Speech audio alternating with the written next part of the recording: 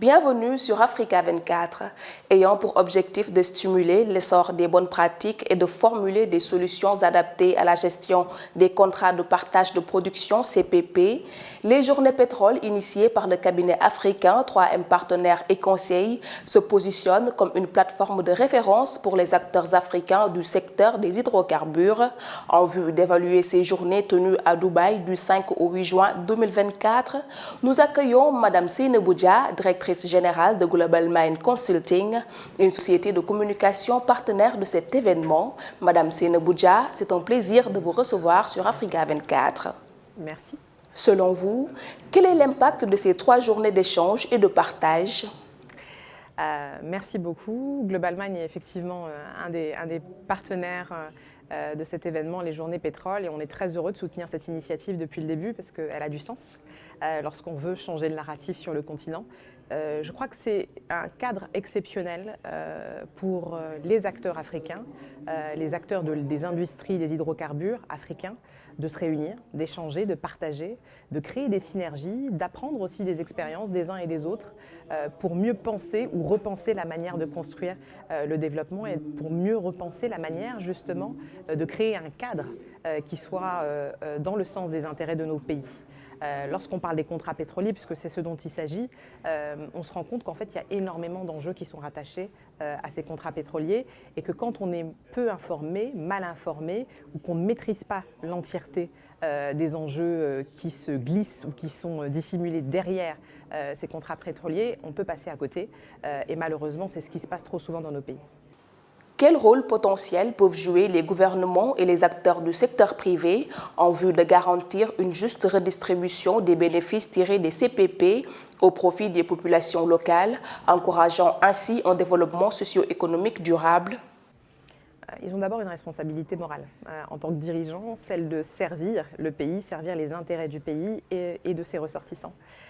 Il est évident qu'en fait, lorsqu'on est désireux d'accompagner durablement le développement de son pays, on se pose des bonnes questions et on impose le bon cadre pour s'assurer qu'à tous les niveaux, notamment dans le cadre de la rédaction de ces contrats, tout soit parfaitement dans le sens des intérêts partagés entre les États et les entreprises avec lesquelles on choisit de nouer des partenariats.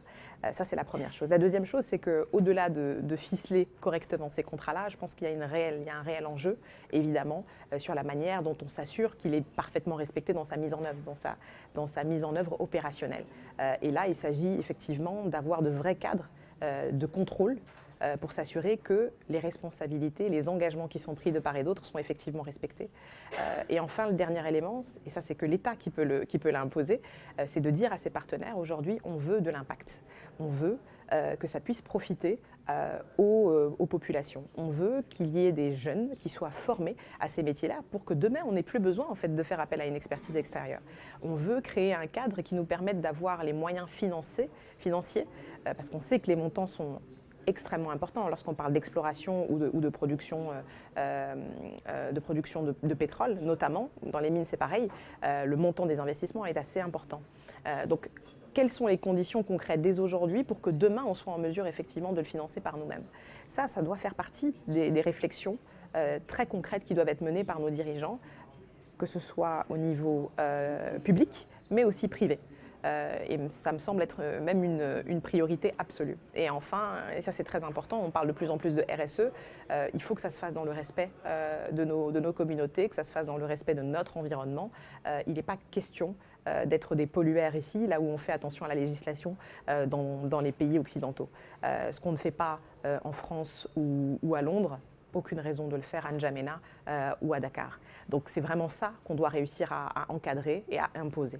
Le cabinet 3M Partenaires se fait écho d'une bonne gestion des CPP et des contrôles nécessaires pour leur suivi. Quelle est l'importance de faire appel à une expertise africaine sur ces questions primordiales? Une image vaut 1000 mots. Je pense que c'est un adage qui est important d'avoir à l'esprit lorsqu'on parle de sujets aussi complexes et stratégiques que les hydrocarbures ou les contrats pétroliers en Afrique, qui peuvent être des sujets ou des thématiques comme ça, assez lointaines, parce que finalement, on ne sait pas tout ce que ça recoupe. Donc c'est aux opérateurs, c'est aussi aux acteurs du secteur de l'industrie des hydrocarbures, parce que c'est un secteur qui est stratégique pour bon nombre de nos pays, mais de savoir, d'apprendre à restituer ça simplement, de vulgariser. Et c'est ça qui est très intéressant avec un cabinet comme 3M Partners, par exemple, et l'un des fondateurs, Gatien Moïli, c'est qu'il a cette capacité à pouvoir comprendre que la communication est aussi un enjeu, et qu'il est très important, qu'il est essentiel même, de réussir à vulgariser l'information, à sensibiliser.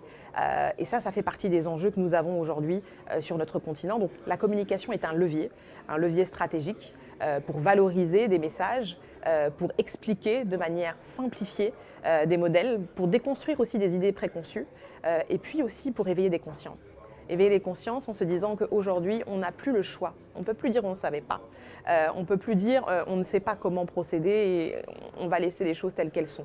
Lorsque ça ne fonctionne pas, il faut savoir se poser les bonnes questions, s'organiser en conséquence, définir les bonnes stratégies pour être vraiment certain qu'on arrive à profiter pleinement de tous ces leviers qui sont indispensables pour développer nos pays et nos économies et faire en sorte que ce soit aussi un développement qui soit inclusif et qui soit durable.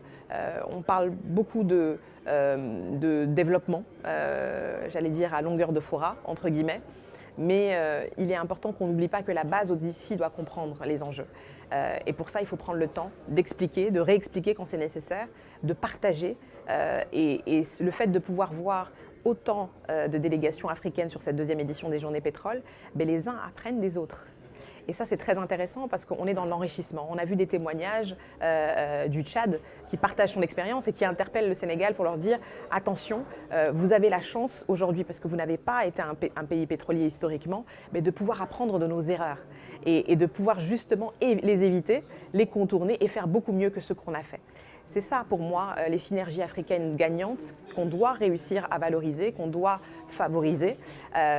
Et c'est la meilleure manière de construire un développement qui soit véritablement endogène et durable et structurant pour nos pays. Madame Seynabou Dia, merci d'avoir répondu à nos questions. Merci à vous aussi de nous avoir suivis. L'information continue sur Africa 24 TV.